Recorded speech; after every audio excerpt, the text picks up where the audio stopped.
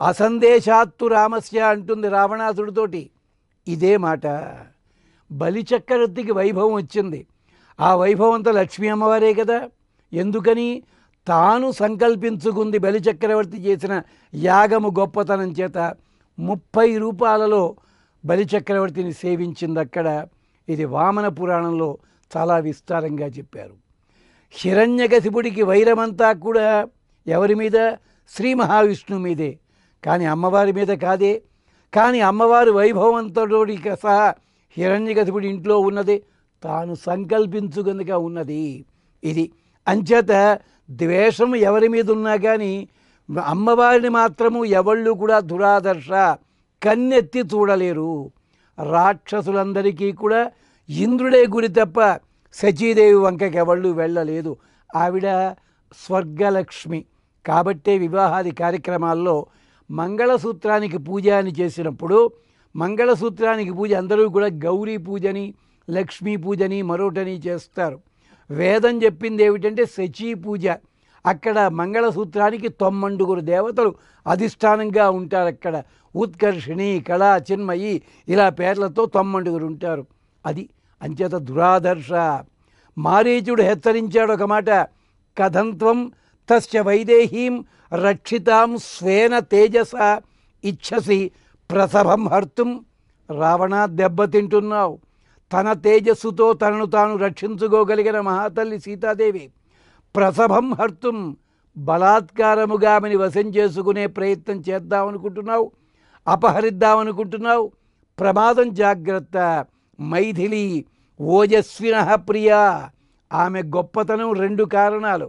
ఒకటి, తండ్రి గారి వంక నుంచి మిథిలానగరపు రాజకుమార్తె. అంతేనా? ఓజస్సు బలము కలిగిన వాని యొక్క భార్య, తనంతట తాను కాంతి కలిగినది. జాగ్రత్త.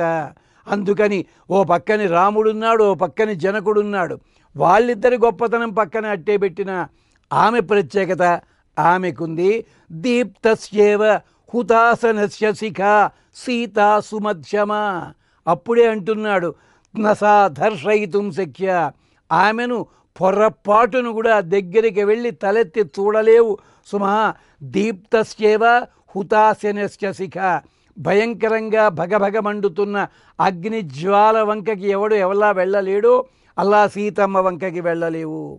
లక్ష్మీతంత్రంలోనే అమ్మవారు మళ్ళీ చెప్తుంది ఒక మాట, సర్వేషాం ఆత్మభూతాయ మమ సంవిత్క్రియాత్మన జ్ఞాతృత్వమపి కర్తృత్వం యో నామ అపనిషీదతి. నేను అందరి లోపల ఉండే గొప్ప శక్తిని, గొప్ప కాంతిని, గొప్ప విజ్ఞానాన్ని, నా జ్ఞానము సర్వాంతర్యామిత్వము ఎవడూ నాశనం చెయ్యలేడు. ఎవడైతే నన్ను వేళాకోళం చేద్దామనుకుంటాడో, ఎవళ్ళైతే నన్ను తక్కువ చేద్దామనుకుంటాడో అలాంటి వాడే వెళ్ళి మళ్ళీ నా గొప్పతనమే ప్రచారం చేయాల్సి ఉంటుంది. ఇది విశేషం అన్నమాట. అంతవరకు కూడా సీతమ్మ ఉదాహరణ, రుక్మిణి ఉదాహరణ, మరొక తోట లోపాముద్ర ఉదాహరణ, అనసూయ, అరుంధతి, వీళ్ళంతా కూడా లక్ష్మీ స్వరూపములు. ఎవరెవరైతే వేళాకోళం చేద్దామనుకున్నారో వాళ్ళే వాళ్ళ వైభవాన్ని చెప్పాల్సి వచ్చింది. దురాదర్శ అంటే ఎవళ్ళు కూడా అసలు వాళ్ళ వంక చెనకేందుకు ప్రయత్నించడానికి ఎవళ్ళ వల్ల కాదు. దురాదర్శేతి మాం ప్రాహు సాంఖ్యజ్ఞాచ విచక్షణం అష్టాక్షరోహ్యం మంత్ర ఓం దురాదర్శాయ నమః. నన్ను ఎవళ్ళు కూడా దగ్గరికి చేరలేరు. ఇది అష్టాక్షరీ మంత్రము. ఎవరైనా కానీ ఓం దురాదర్శాయ నమః అన్న ఈ మంత్రాన్ని స్త్రీలు శ్రద్ధగా పఠించినట్టయితే 108 సార్లు అయితే చాలా విశేషం. వాళ్ళకి సమాజంలో ఇవ్వాల్సిన గౌరవము వాళ్ళు అడగకుండానే వాళ్ళకి దక్కుతుంది. వాళ్ళకి ఎట్టి పరిస్థితుల్లో ఎక్కడా కూడా అవమానము ఎదురు కాదు. వాళ్ళు ఏ రకమైన ఇబ్బందులు ఎదుర్కోలేరు అంటుంది మనకి తత్వశాస్త్రము. కాబట్టే సీతాదేవి చరిత్రలోపల ఘట్టాలు ఏం చూచినా కూడా ఎక్కడా కూడా తను సంకల్పిస్తే తప్ప పని జరగలేదు. బంగారు లేడి కోసం తాను కోరితే వెళ్ళాడు స్వామి, రాక్షస సంహారానికి నాందయ్యింది. అగ్ని ప్రవేశం తనంతట తాను చేసింది తప్ప రాముడు చెయ్యమనలేదు. నిజంగా రాముడు రెండోసారి చెయ్యమంటే భూప్రవేశమే చేసింది, తాను సంకల్పించింది గనక. రావణుడు బెదిరించగలిగాడు తప్పించి అంతకంటే ఏమీ చెయ్యలేకపోయాడు. చివరికి సీతను వధించాన్న ఆనందం కలగడం కోసం మాయాసీతని వధించాడు తప్ప, మాయాసీతని వధించి కూడా ఆమెను పుష్పక విమానం ఎక్కించి తన మోసం తానే బయట పెట్టుకున్నాడు మూర్ఖుడు. అంచేత అమ్మవారు దురాదర్శ, మందబుద్ధి తొలగుతుంది అంటారు. ఈ మంత్రము చదివినట్టయితే, ఈ మంత్రం శ్రద్ధగా చదివినట్టయితే మగపిల్లలకైతే బుద్ధిజాడ్యం తొలగుతుంది, ఆడవాళ్ళకైతే గౌరవం లభిస్తుంది. దురాదర్శ విష్ణు పురాణం దురాదర్శకి చెప్తుంది, లోకంలో జ్ఞానక్రియాశక్తులన్నీ కూడా స్త్రీల అధికారంలోనే ఉంటాయి, వాళ్ళు దురాదర్శ. దేవ తిర్యక్ మనుష్యేషు పున్నామ భగవాన్ హరి. లోకంలో పురుష శబ్దంతో చెప్పబడే వాళ్ళందరూ కూడా హరిస్వరూపులే. స్త్రీనామ్ని లక్ష్మీ మైత్రేయ అనయోర్ విద్యతే పరం. వీళ్ళిద్దరే ఉంటారయ్యా. స్త్రీ స్వరూపంలో ఉన్నారంటే దురాదర్శ. అమ్మవారికి అంతటి శక్తి, స్త్రీకి అంతటి శక్తి ఉంది, అది తెలుసుకోవాలి అంటాడు మైత్రేయునితోటి. ఆపస్తంభుల వారు కూడా దురాదర్శ అన్నదానికే వ్యాఖ్యానం చేస్తూ తమ గ్రంథమంతా చెప్పి అన్ని సూత్రాలు చెప్పారు. చివరికి ఒక మాట అంటారు, స్త్రీభ్య సర్వవర్ణేభ్యశ్చ ధర్మశేషాన్ ప్రతీయాత్. యో యో జగతి పుంభావ స విష్ణురితి నిశ్చయ. యో యస్తు నారీభావత్ స్యాత్ తత్ర లక్ష్మి వ్యవస్థిత. సనత్కుమార సంహిత. అందరూ కూడా అంటారు ఆడవాళ్ళని గౌరవించటం లేదు, ప్రాచీన కాలంలో ఆడవాళ్ళని తొక్కి పట్టేశారు. అబద్ధమని చెప్పడానికే ఉదాహరణ ఇది. ఆడవాళ్ళకి ఏనాడు గౌరవం ఇచ్చారు. ఆ గౌరవం దెబ్బతిన్న సందర్భాలు వేరే వేరే సందర్భాలు కావచ్చును.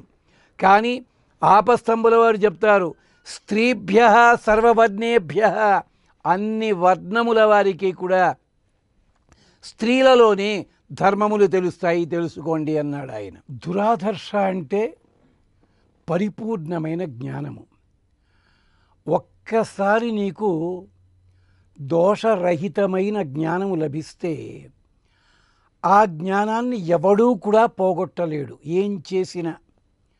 దానికి ఒక తమాషా కథ ఏమిటి అంటే, బ్రహ్మదేవుడి కోపం వచ్చిందిట. ఆ రాజహంసని మానస సరోవరంలో తిరగద్దు అని బయటికి గెంటేస్తాడు, నిజమే. కానీ పాలు నీరు వేరు చెయ్యగలిగిన శక్తిని తొలగించగలడా? లేడు. పక్షిని తీసుకొచ్చి పంజరంలో కట్టేశావు, దానికి ఎగరగలిగే శక్తి నువ్వు ఆపగలవా? పంజరంలో ఉంది కనుక తాత్కాలికంగా ఎగరటం లేదంతే. చేపని పట్టుకొచ్చి నీ ఇంటిలో యాక్వేరియంలో పెట్టావు, తిరిగే చోటుని తగ్గించావు, కానీ దానికి కంటి రెప్పలు మూతపడేలా నువ్వు చెయ్యగలవా? లేవు. అంటే నిజమైన విజ్ఞానము ఎప్పుడూ కూడా దురాదర్శ. ఒకటి సరదా అయినది, చమత్కారమైనది. తమిళంలో సామెత, వేదవిధుడైన వానికి మతి భ్రమించినా కూడా పలికే పలుకులలో వేదమే పలుకుతుంది అన్నారు ఆయన. ఆ విజ్ఞానం ఎక్కడికి పోతుంది? ఎక్కడికి పోదు. అందుకని దురాదర్శ. చిట్ట చివరిగా దురాదర్శ అన్నదానికి ఒక అందమైన ఘట్టం. రుక్మిణి శిశుపాలుడు వివాహం చేసుకోదలుచుకున్నాడు. కృష్ణుడు ఎక్కడ వచ్చి పడతాడో అని చెప్పి అలనాడు 100 మంది రాజుల్లో 84 మందిని చేతిలో పెట్టుకున్న జరాసంధుడు రాజరాజు అతని సహాయాన్ని తీసుకుని వచ్చాడు. భీష్మక నగరానికి వచ్చాడు. నగరమంతా రైగప్పేసి అట్టే పెట్టాడు. కానీ రుక్మిణిని కృష్ణుడు చెయ్యి పట్టుకుని రథం ఎక్కించుకుని వెళ్ళిపోతుంటే దగ్గరికి వెళ్ళగలిగాడా? రుక్మిణి పాదచారిణిగా అయ్యి గుడిలో గడుగు పెడుతూ ఉంటే చేరగలిగాడా? తిరిగి వస్తూ రథం ఎక్కుతుంటే ఆపగలిగాడా? విత్సుకత్తుల పహారా ఉన్నప్పటికీ జరాసంధుడు, తర్వాత సాల్వుడు, మరొకడు, కాశీరాజు, ఎంతమందో ఉన్నారు కొమ్ములు తిరిగిన వాళ్ళు. కృష్ణుడు నిరాయుధుడు, ఆయుధాలు లేవు ఆయన దగ్గర. సైన్యం తర్వాత ఎక్కడి నుంచో వచ్చింది. ఆపగలిగారా? దురాదర్శ. కాబట్టే చూడండి, రాజసూయ యాగంలో కృష్ణుడు శిశుపాలుడు చేసిన తప్పులన్నీ ఏకరువు పెట్టాడు. దాంట్లో రుక్మిణిని పెళ్లి చేసుకోదలుచుకున్నాడు అని తప్పు ఏకరువు పెట్టలే. అది సంబంధించింది కాదు, ప్యూర్లీ పర్సనల్. అంతేకాదు, రుక్మిణి వంక కన్నెత్తి కూడా చూడలేకపోయాడు. దురాదర్శ.